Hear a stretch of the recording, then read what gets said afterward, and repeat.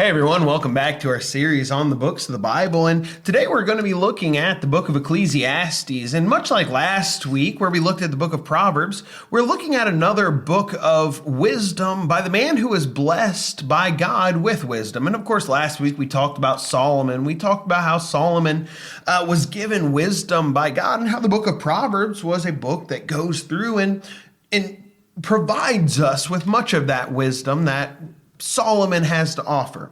Well, the book of Ecclesiastes is also written by Solomon. It's a book where Solomon is what seems to be nearing the end of his life. Solomon in this book is an old man, and he is writing basically about the things that he's learned throughout his life. And the book of Ecclesiastes kind of starts almost on a depressing note. And it kind of carries some of this throughout some of it, because Solomon begins, and it tells us in verse 1 of chapter 1, the words of the preacher, the son of David, the king of Jerusalem, vanity of vanities, says the preacher. Vanity of vanities, all is vanity. Solomon opens the book effectively by saying everything is worthless. Everything has no purpose behind it. It's all vanity. Solomon starts out and basically says that everything that he's done throughout the entirety of his life was for no purpose whatsoever. And throughout the book, Solomon is going to go in, he's going to explain this idea. As he goes in, he's going to tell us why he says that. He's going to talk about the various endeavors that he's undertaken in his life. As he goes in, first he starts talking about his self-indulgence. In chapter 2, he starts in, he talks about all the houses that he built, the gardens, the pools of water, the great feats that he has done to fulfill the flesh. He says, if I wanted anything at all, I made it for myself. I had the most beautiful houses. When we look at Solomon, we have to understand that this was a man who had endless means. He had anything that he could have imagined, anything that he could have wanted. He was probably the richest man ever to walk the earth up to this point. If we go into the New Testament, Solomon's mentioned when Jesus is telling them not to be anxious for anything. He says, don't be anxious in anything, and then think about the lilies of the field. They don't toil, they don't reap, they don't make clothes for themselves, but they're arrayed even greater than Solomon, because up to that point, Solomon was the image of wealth. He was the image of a man who had everything that he could have wanted. As Solomon continues on, he talks about toiling and working hard. He talks about how in his life he has done all of this hard work. He's labored, he's done all of these various things. He talks about how he's gained great wealth. He's talked about how he's gained honor among all mankind. But in the end of all of these things, he says, and it was all vanity.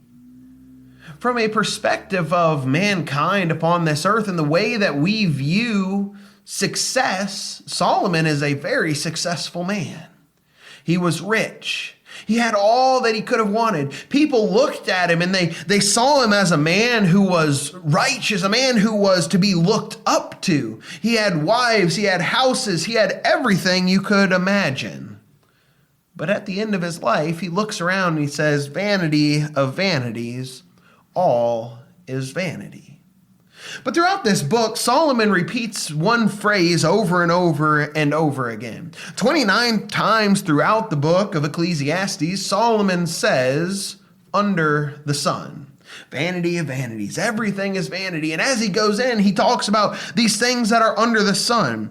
In chapter 2 and verse 11, he says, there was no profit under the sun. He talks about how being wise under the sun was vanity. In Ecclesiastes 4 and verse 7, he says, then I returned and I saw vanity under the sun. What does it mean when something is under the sun? When we look at this and think about it, if I were to ask you to dissect that idea, what is something that is under the sun? Well, everything on the earth is under the sun, correct? Everything on earth, the sun touches in some way, shape, or form.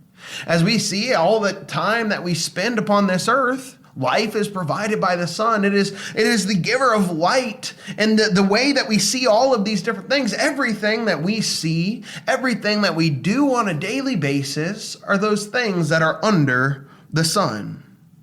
As Solomon goes through and he talks about all these things that are vanities, as he talks about the things that were worthless in his life, he says, vanity of vanities, all these things are vanity that are under the sun. And this kind of brings us to the main purpose of the book of Ecclesiastes. As Solomon goes through, he talks about all of the things that he'd done in his life. All the things that were worldly in their basis, all the things that were under the sun. Solomon basically tells us that throughout much of his life, he had his focus set upon things that were upon this earth. Throughout much of his life, he focused upon the worldly aspect. And at the end of his life, those things left him empty.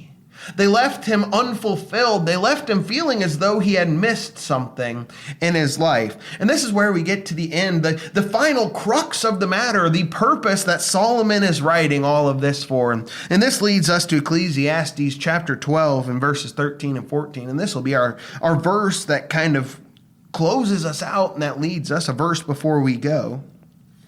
Ecclesiastes chapter 12, starting in verse 13, the final two verses of the book of Ecclesiastes, Solomon writes, "Let us hear the conclusion of the matter. Fear God and keep his commandments, for this is the whole duty of man. For God shall bring every work into judgment with every secret thing, whether it be good or whether it be evil." Solomon concludes all of this and he says, while everything else is vanity, this is the conclusion that I have drawn in my life. While I have had all the money, all of the riches, everything that we've wanted, and I've felt unfulfilled in my life, this is the conclusion. Love God and keep his commandments. This is the duty of man. God's going to bring every work, everything that we do to the final judgment for every secret thing, whether it's good or whether it's evil. God is going to see it. The book of Ecclesiastes is a book that shows us what is truly important in this life. So often we get hung up focusing upon the things of this world, the things that Solomon describes as under the sun. And when we look at this, I think we get so choked up and it takes up all of our time when really we should be focused upon things that are eternal, things that are going to lead us to a home in heaven, loving God and keeping his commandments. Rather, I believe that these things will lead us to a point where we are able to have all of the things that we are searching for. I'm not preaching a health and wealth doctrine, but I think it will leave us fulfilled.